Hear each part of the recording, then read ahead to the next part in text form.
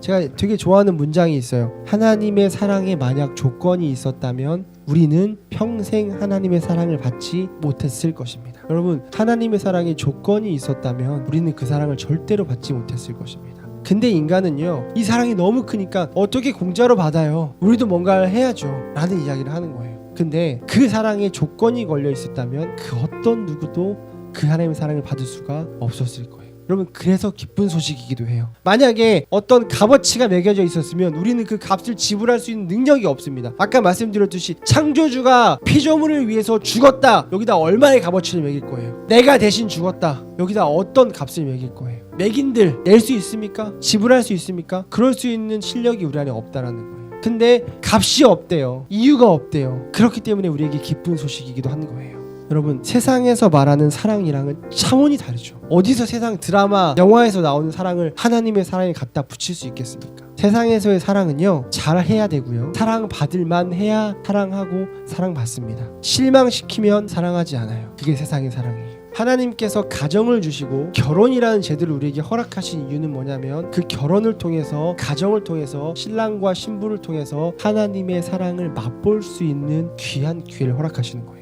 좋아하는 것과 사랑하는 것은 나의 차이가 다르고, 연애와 결혼은 아예 달라요. 왜냐하면 결혼을 통해서, 가정을 통해서, 배우자를 통해서 느낄 수 있는 사랑은 이 하나님의 값없는 아가페, 조건 없는 사랑을 이야기하기 때문에 그래요. 나를 죽여서, 나를 헌신해서 상대방을 이롭게 하는 거예요. 상대방을 유익하게 하는 거예요. 상대방을 세워주는 거예요. 예수님께서 말씀하셨듯, 호세아와 고멜이 그랬듯, 그 배우자가 나에게 계속해서 실망을 시켜도 내가 끝까지 그를 품고 조건 없이 사랑하는 거예요. 예수님이 그러셨듯 교회도 마찬가지예요. 이 지식이 없고 이 고백이 없는 그냥 간판만 붙여놓은 교회 말고 진짜 교회, 에클레시아, 예수 그리스도를 주라고 시인한 사람들이 모여있는 공동체는 어떤 사랑이 이 안에서 구현되어져야 되냐면, 그 성도가 고의로 그런 게 아니라 그 연약함으로 인해 우리에게 실망을 안기고 우리에게 아픔을 안겨도 끝까지 그를 품어주고 기도하는 거예요. 그리고 조건 없이 사랑해주는 거예요. 우리가 받은 사랑이, 복음이, 하나님의 사랑이 어떤 거냐는 거죠. 여러분, 만약에 잘해서 사랑받았다면 우리는 아무도 하나님의 사랑을 받을 수가 없어요. 한두 번 잘했으니까 그거 들이밀 거예요? 우리가 받은 사랑은 그런 사랑이 아니잖아요. 조건이 없어요. 이유가 없어요. 그냥 사랑하시는 거예요. 한번 사랑하기로 작정하셨으니까 취소하지 않고 사랑하시는 거예요. 내가 너에게 모든 것을 주면서 사랑하기로 맥스로 그 사랑을 시작했기 때문에 우리가 실수하고 잘못한다고 해서 그 사랑이 깎이지 않는 거예요. 우리가 받은 사랑이 그런 사랑이란 말이에요. 하나님의 사랑은요, 우리가 이 땅에서 말하는 사랑과 분명하게 다른 한 가지가 있습니다. 우리가 아직 죄인 되었을 때 사랑하셨던 그 사랑이에요. 무슨 말이냐면, 도저히 사랑할 수 없었을 때. 여러분, 이것도 하나님의 질서가 깨지는 사건이에요. 물론 예수 그리스도의 십자가와 우리를 위한 구원 사역 자체가 하나님의 질서가 깨지는 사건이에요. 하나님은 절대로 죄와 함께 하실 수 없습니다. 물과 기름이 절대로 섞일 수 없듯이 하나님과 죄는 절대로 섞일 수 없습니다.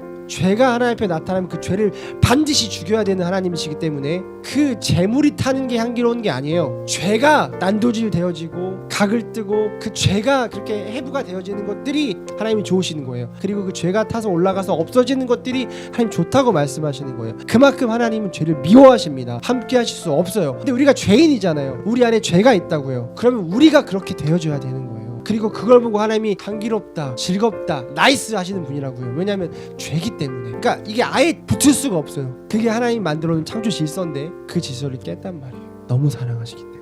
그러나 사랑의 하나님이신 동시에 공의의 하나님이라서 그냥 사랑하시기만 한다면, 공의의 하나님께서 그 공의를 지켜야 했기 때문에 죄의 삭은 반드시 사망이기 때문에, 죽음으로밖에 해결될 수 없기 때문에 우리가 죽는 걸 볼 수 없어서 대신 죽으시는 거예요. 십자가에서. 그걸 복음이라고 이야기한단 말이에요. 도저히 어울리고 싶지 않은, 상종할 수 없는 우리를 사랑하시는 거예요. 우리가 받은 그 사랑이 그런 사랑이기 때문에 그 사랑을 받은 자가, 그 사랑을 아는 자가 어떻게 나는 이 사랑이랑 못 맞추겠어요, 나는 이 사람 마음에 안 들어요 라는 말을 할 수 있냐는 거죠. 이웃사랑, 내가 사랑할 수 있는 사람들만 사랑하고 나랑 맞는 사람들이랑 사랑하는 게 어떻게 이웃사랑이냐는 거예요.